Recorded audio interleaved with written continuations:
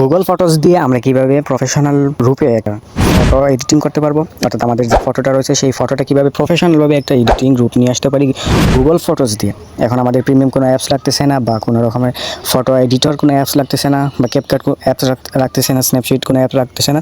তো আমরা কী করবো, শুধুমাত্র গুগল ফটোস দিয়ে প্রফেশনাল ওয়েতে একটা ফটো কী করবো, এডিট করবো। তখন কী করতে হবে, ফার্স্ট অফ অল আপনাদের ফোনের যাদের গুগল ফটোস অ্যাপসটি নেই তারা কী করবেন, গুগল প্লে স্টোরে চলে যাবেন। গুগল প্লে স্টোরে যাইয়ে এই গুগল ফটোস অ্যাপসটি আপনারা কী করবেন, ডাউনলোড করে নেবেন। তো আমি ফার্স্ট অফ অল কী করলাম, আমার গুগল ফটোস অ্যাপসটি ওপেন করলাম। ওপেন করানো হয়ে গেলে আপনারা কী করবেন, এই জায়গা থেকে আপনাদের যে ফটোটা এডিট করতে চাচ্ছেন সেই ফটোটা এই জায়গা থেকে সিলেক্ট করে নেবেন। তো আমি একটা ফটো এই জায়গা থেকে সিলেক্ট করে নিচ্ছি। মনে করেন আমি আমার এই ফটোটা আজকে এডিট করব। তো তার জন্য কী করতে হবে, ফার্স্ট অফ অল নিচের দিকে 2 নম্বরে যে একটি অপশন দেখতে পারবেন এডিট, এই এডিটের উপর একটা ট্যাপ দিতে হবে। এই এডিটের উপর ট্যাপ দিলে অবশ্যই আপনার ফোনের ফার্স্ট অফ অল যখন এডিট করবেন তখন আপনাদের ফোনে অবশ্যই নেট কানেকশন থাকতে হবে। আর ফার্স্ট যখন এডিট করা শেষ হবে তখন আপনারা যে কোনো সময় এইটা নেট কানেকশন ছাড়াও আপনারা এডিট করতে পারবেন। তো ফার্স্ট অফ অল কী করতে হবে, এই জায়গা থেকে আপনাদেরকে কী করতে হবে, একটু এই নিচের দিকে স্ক্রল ডাউন করে আসতে হবে। স্ক্রল ডাউন করে আসার পর এই জায়গা থেকে ফার্স্ট অফ অল এই জায়গা থেকে অনেকগুলো কী রয়েছে, অপশন রয়েছে। তো আপনারা এই জায়গা থেকে একটু নিচে যাবেন। নিচে যাওয়ার পর এই জায়গা থেকে যে বার নামে যে একটি অপশন রয়েছে, এই বার অপশনটি আপনাদেরকে এই জায়গা থেকে কী করতে হবে, খুঁজতে হবে। তো এই ভার্লস অপশনটি খোঁজার জন্য কী করবেন, 3 নম্বরে যে অপশন রয়েছে টুলস, এই টুলসে আমরা চলে যাব। টুলসে চলে আসার পর এই জায়গা থেকে 2 নম্বরে যে অপশন দেখতে পারবো আমরা ভার্ল, এই ভার্লের উপর একটা ট্যাপ দিব। তারপর আমরা নিজেদের মতো করে কী করবো, আমাদের ব্যাকগ্রাউন্ডটা ভার্ল করে নিব। দেখুন এই জায়গা থেকে কী করলাম, আমার পিছনে যে ব্যাকগ্রাউন্ডটি রয়েছিল সেই ব্যাকগ্রাউন্ডটি এই জায়গা থেকে ভার্ল করে নিলাম। আপনারা চাইলে আর একটু এই জায়গা থেকে ভার্ল করে নিতে পারেন। আমি কী করলাম, এই জায়গা থেকে 40-এর আশপাশে রাখলাম এই জায়গা থেকে।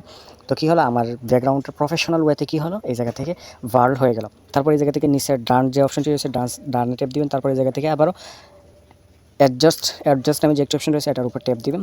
তারপর এই জায়গা থেকে যে ব্রাইটনেসটা যেটা রয়েছে এইটা এই জায়গা থেকে একটু হালকা বাড়িয়ে নেবেন। তো কী হবে, আমাদের ফটোর যে আলোটা রয়েছে সেটা একটু বাড়বে। তারপর এই জায়গাতে কন্ট্রাস্ট যেটা রয়েছে, কন্ট্রাস্ট এইটা কী করবে, একটা আমরা হালকা বাড়িয়ে নিব। হালকা বাড়িয়ে কমে আপনাদের ফটোর পজিশন অনুযায়ী এটা আপনারা করে নেবেন। তারপর এই জায়গা থেকে হোয়াইট পয়েন্ট যেমন আছে তেমন থাকলে, তারপর হাইলাইটসটা কী করবো, আমরা একটু এই জায়গা থেকে কমাই নিব। হাইলাইটসটা কমাই নিয়ে তারপর এই জায়গা থেকে কী করবো, আমরা এটা ডান করে দিব।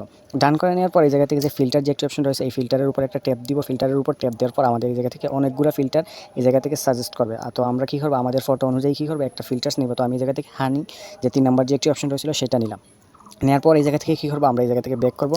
ব্যাক করে আসার পর একদম ফার্স্ট অফ অল যে একটি অপশন আসছিল সাজেশন, এই সাজেশনেরও ট্যাপ দিব। তারপর এই জায়গা থেকে 2 নম্বর যে রয়েছে যে একটি অপশন রয়েছে পোর্ট্রেটস, এটার উপর একটা ট্যাপ দিব। তাহলে দেখুন আমাদের ফটোটা কিন্তু অন্যরকম আরেকটা লুক হয়ে যাবে। তারপর এই জায়গা থেকে এই ইনহ্যান্সে আমরা কী করবো, ট্যাপ দিব। তারপর এই জায়গা থেকে আমরা এই ফটোটা আমাদের সম্পূর্ণ কী হলো এডিট হওয়ার পর এইটা আমরা কী করবো, সেভ করবো। সেভ করার জন্য কী করবো, সেভ অ্যান্ড কপি এইটার উপর একটা ট্যাপ দিব। সেভ অ্যান্ড কপির উপর একটা ট্যাপ দিব। ট্যাপ দেওয়া হয়ে গেলে কী হবে, আমাদের ফটোটা এডিটিং হয়ে যাবে। এডিটিং হয়ে যাওয়ার পর এটা কী হবে, আমাদের গ্যালারিতে সেভ হয়ে যাবে।